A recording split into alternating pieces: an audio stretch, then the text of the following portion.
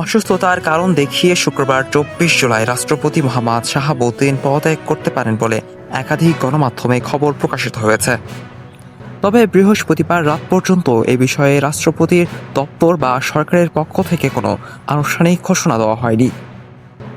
এদিকে স্বরাষ্ট্রমন্ত্রী সালাউদ্দিন আহমেদ বলেছেন, সংবিধান অনুযায়ী রাষ্ট্রপতি চাইলে শারীরিক অসুস্থতা বা অন্য কোনো কারণে পদত্যাগ করতে পারেন। সেক্ষেত্রে তাকে জাতীয় সংসদের স্পিকারের কাছে পদত্যাগপত্র জমা দিতে হবে। তবে রাষ্ট্রপতির পদত্যাগ নিয়ে সরকারের পক্ষ থেকে কোনো সিদ্ধান্ত বা ঘোষণা দেওয়া হয়নি বলেও ঝড় উঠুক না কেন, আমি তো ঝড় উঠাচ্ছি এখানে। ঝড় উঠুক।